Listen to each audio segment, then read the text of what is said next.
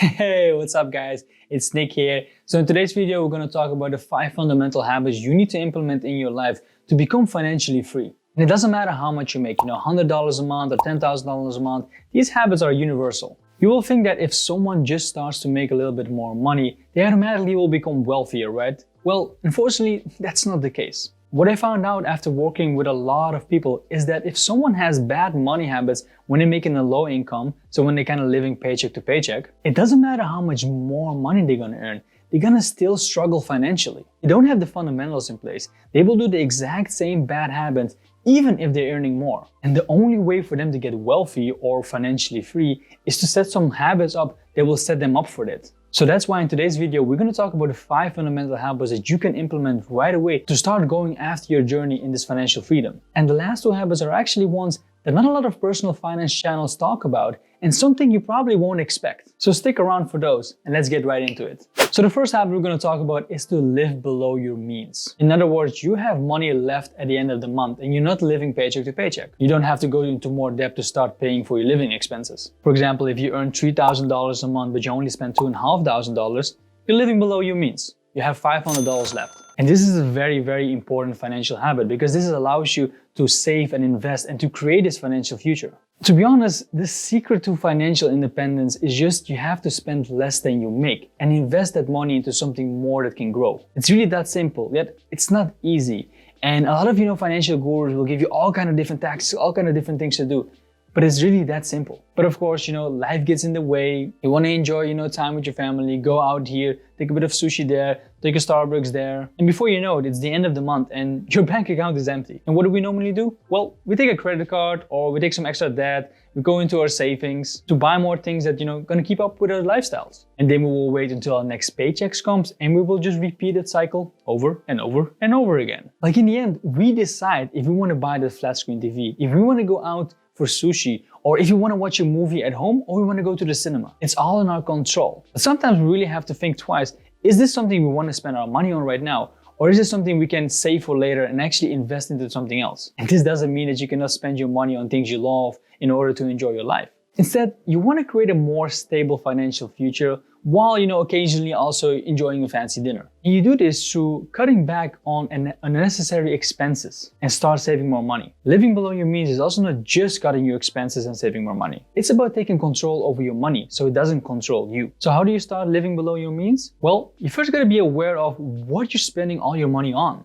And that's why in the second habit you have to implement today is tracking your expenses. I don't think there's any billionaire in this world that doesn't know where his or her money goes to. This is literally one of the most important habits you can implement right now into your life to become financially free. Again, it doesn't matter if you're making $1,000 a month or $6,000 a month. If you don't live below your means and you don't track your expenses, you're gonna start overspending and you're not gonna have enough money to save or to invest. And to be honest, it's super amazing to see how people change their financial habits by just starting to track their expenses. And there's actually quite a factual joke going on in the accountancy space. And most accountants will agree that a lot of the problems of their clients can just be fixed by tracking their expenses, by just becoming aware of their income and their spendings. Just being aware of your financial decisions will, fix 90% of the problems you're having. The rest is just taking consistent action to improve it, of course. And honestly, keeping track of everything is the #1 thing you can do to build or remove any kind of habit.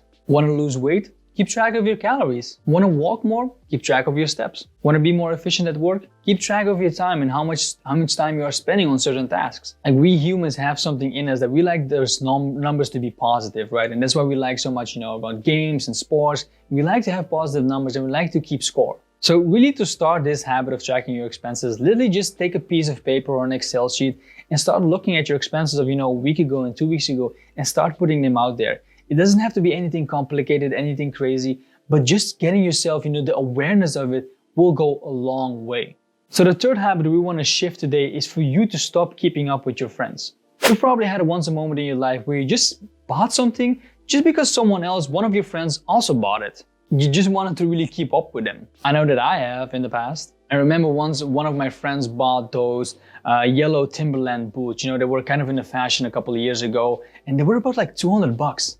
And at the time, I was a teenager and $200 was quite a lot. That was pretty much my whole paycheck. I was working in a store, so I had to spend all of my money on boots. But I was so convinced that these were so cool because all of my friends were getting it, so I got it. And I literally wore them like 5 or 6 times. Eventually I didn't find them too comfortable, put them in the closet and never wore them again. And that's how I wasted $200. And really the moral of that story is to not, fall victim for this. Don't try to keep up with the Joneses. Don't try to keep up with your friends. Sure, your friends or, people on Instagram, have the most fanciest clothes, the newest gadgets, or go to the most expensive, vacations. But that doesn't mean that you have to do the exact same thing. You have your own goals and your aspirations, and instead of, following someone else's goals, you gotta go after your own. And honestly, the best way to change this habit is start, hanging out with more successful people or people that you want to be like. There's really a direct correlation between you and your friends and your wealth.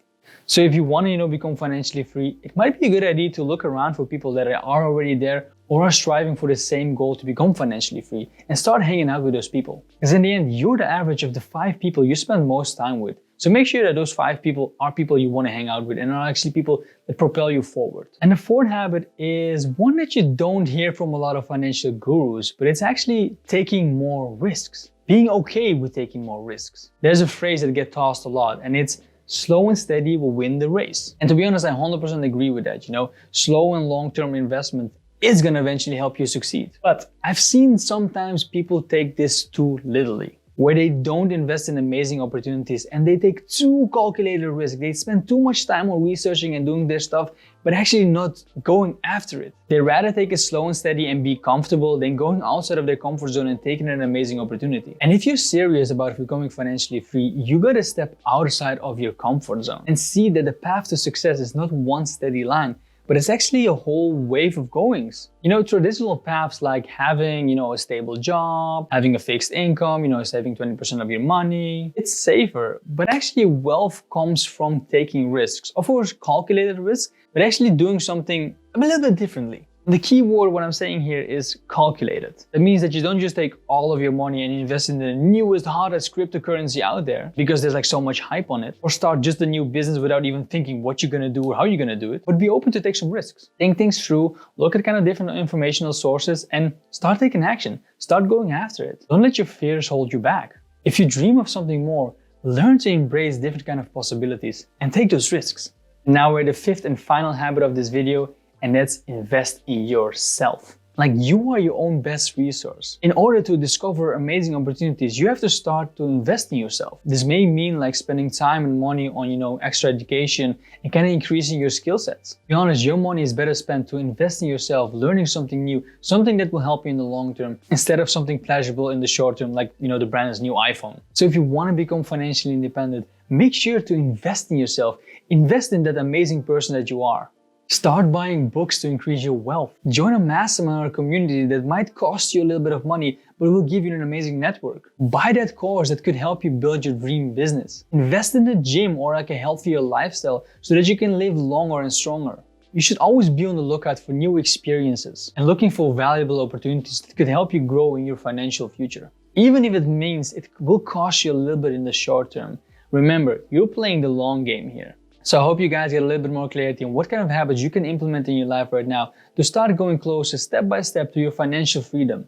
Of course, not only these 5 habits will get you there, there's a lot of other things that you gotta do to do so, but it's always good to have the foundations right so you can build on top of that. And let me know in the comments which of these 5 habits resonated most with you, or which one of those you're actually gonna implement in your life to start building on top. Make sure to like and subscribe or whatever you have to do, and I will see you guys next time.